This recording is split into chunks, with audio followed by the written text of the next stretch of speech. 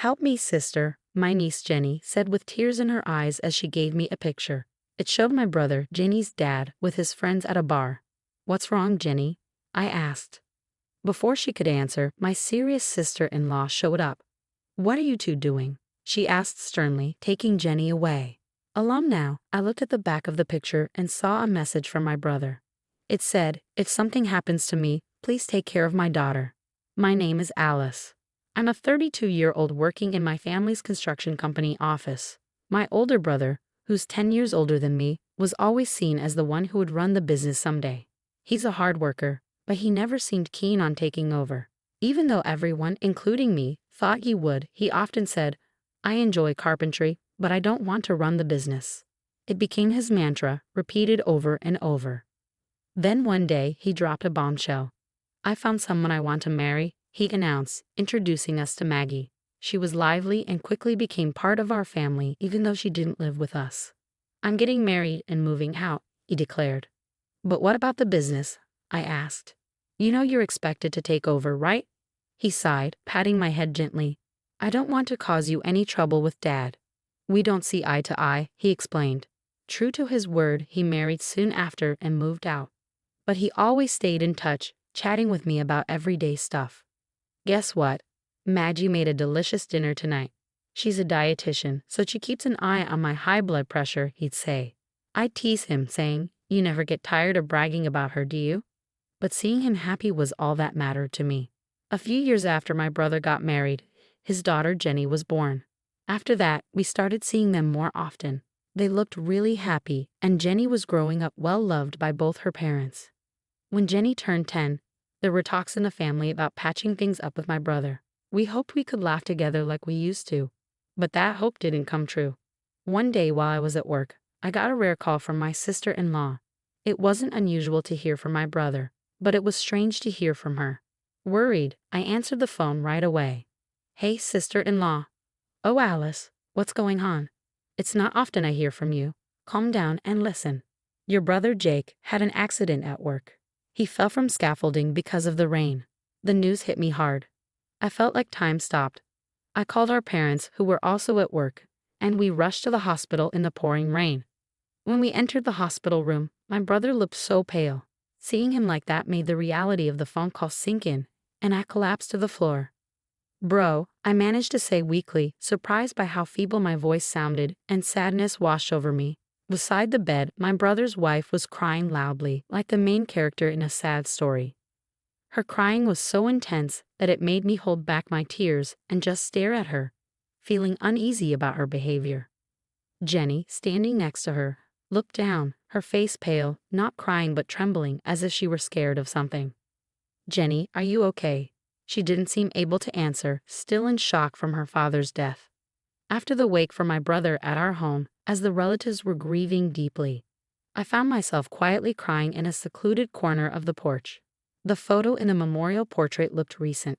My brother seemed a bit tired, but peaceful. I wondered if he had been happy. As I pondered this, I thought of Jenny. The last time we spoke, my brother, who adored his daughter, happily shared how he often took her to amusement parks and zoos. Jenny must be having a hard time after losing her dad. Thinking about her, tears filled my eyes again. But then I heard a familiar voice calling out to me. "Sis." It was Jenny, tears welling in her eyes. "Jenny, what's the matter?" I asked, wiping away my own tears, trying to stay calm. "Sis, I need your help. I'm scared. I think something bad might happen to me next."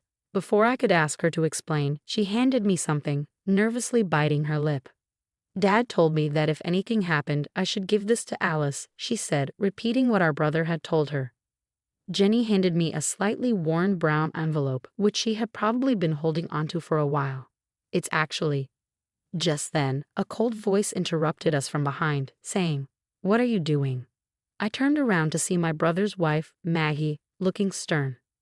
"I've been looking for you, Mama," Jenny said nervously. Maggie grabbed Jenny's arm and quickly took her away before I could say anything. Maggie had always been friendly and kind, but she seemed different now. It's understandable, given her husband's recent passing, but Jenny's behavior was also odd. Alone again, I opened the envelope and found an ordinary photograph inside. It looked like it was taken at a social event, with my brother smiling alongside some colleagues. I decided to flip the photo over. On the back, my brother's slightly angular handwriting read, "If anything happens to me, I want you to protect my daughter." I was shocked, speechless, just staring in surprise. I realized Jenny was asking for help, and this photo might be connected. So I decided to call a friend who was a police officer and arrange to meet him the next day. Usually the funeral would have been the day after the wake, but the crematorium wasn't available due to a certain day of the week, so we had an extra day. This gave me time to dig deeper into my brother's death. The next morning, when I got to our meeting spot, he was already there, waiting for me. "Sorry for calling you out of the blue." "Don't worry about it. I was off duty anyway. What's going on?" "Well, it's just..." I started to explain the situation to my friend, and he listened carefully. From a police standpoint, we can't take action based on just this evidence." "I understand. I wish I could do more. But remember, I'm here if you need to talk." "Yeah, thanks. Just talking it through helps me think." Even after saying goodbye to my friend, I couldn't stop thinking about the photo Jenny gave me. No matter how many times I looked at it, the message from my brother remained a puzzle. What else could I do to uncover a clue? The message alone didn't give me much to go on. I realized that talking to Jenny directly might be risky with my sister-in-law around. Then, an idea struck me. Maybe I could find something in my brother's belongings. Unable to sit still, I hurried to my sister-in-law's house. "I'm sorry to bother you during this difficult time. I just wanted to check on you and Jenny," I said as she answered the door. "Thank you for coming.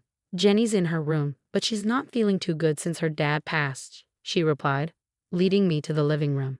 Despite her usual neatness, the house felt somber today. I don't see any of my brother's stuff here, and even a family photo that was here last time. There was no sign that my brother had ever been there. Determined to find something of his, I looked around the room. Maggie brought me some tea and homemade pickles. What caught my eye was a light purple bracelet similar to a rosary on Maggie's wrist.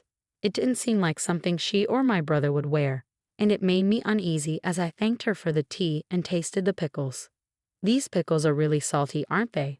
I remarked, quickly drinking my tea to wash down the extreme saltiness. But Maggie just tilted her head, saying, "Really? I don't think so." Maggie, a dietitian, usually made delicious and healthy meals that my brother loved. It was odd for her to make something so salty, especially knowing my brother's high blood pressure. Since I arrived, I've been feeling uneasy at Maggie's house, and I started worrying about Jenny. "I'd like to talk to Jenny. She's in her room, right?" Just as I stood up to go to her room. "No, you can't see her." "What? Why?"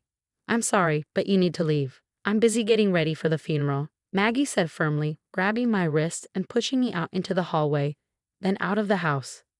Feeling frustrated after finding no clues, I looked up at the sky, wondering what to do next. Suddenly, Jenny appeared at a second-floor window. She gestured for me to be quiet and threw something at me. It was a small key wrapped in cute memo paper, the shed key. "Hide it under the potted plant after you use it," the note read. I gave Jenny a thumbs up, and she nodded before gently closing the window. To avoid my sister-in-law, I went to the backyard and used the key to open the shed. Inside, I found my brother's belongings, including a diary. Jake had been diligent about recording his daily life in a diary since he lived at home. As I read through it, I couldn't believe what I found. The food had become too salty, and even when he mentioned it, Maggie dismissed it, saying, "Trust me, I'm a dietitian," and he couldn't get her to take it seriously. His health had been declining because of it. Plus, he explained why he left that photo. The next day, a crowd gathered at the funeral, including relatives and Jake's colleagues. When Maggie took the microphone to speak, I stood up and interrupted her. "I need to say something," I announced. "Alice, what's going on?" Maggie looked surprised as I walked to the front of the room, ignoring her. "Jake didn't die by accident." My words caused a commotion in the hall, and Maggie's expression turned stern. "What are you saying?" "My husband slipped and fell off the scaffold at work," Maggie protested. "I showed everyone Jake's diary. It's all written here." My sister-in-law, who is usually a good cook, started making heavily seasoned dishes, and Jake's health started to decline. "Isn't it strange, Maggie? Serving salty food to Jake, who has high blood pressure, and insisting he eats it all." "I don't know what you're talking about. I always took care with his meals," Maggie insisted, trying to play innocent. Ignoring her, I presented another piece of evidence. This is a photo Jake left for me. At first, I didn't understand its significance, but when I visited your house yesterday, it became clear. The person in this photo is wearing a bracelet that matches the light purple one you're wearing. As I pointed to the person, everyone's attention shifted there. Mr. Johnson, you and Maggie were having an affair, weren't you? Even though you were a colleague Jake trusted, why betray him like this? As murmurs filled the hall, Maggie glared at me while the man looked pale and nervous. Mr. Johnson was a familiar face to me as well. He had been a good friend of Jake's since they graduated from high school and started working together. He had visited our house many times, and I had seen him wearing the same bracelet as Maggie's when he wiped sweat from his forehead. I'm sure Jake was struggling a lot, knowing that the colleague he trusted was having an affair with his wife, and that he might even be in danger. That's why he couldn't tell me directly, and leaving this photo was his way of trying to communicate.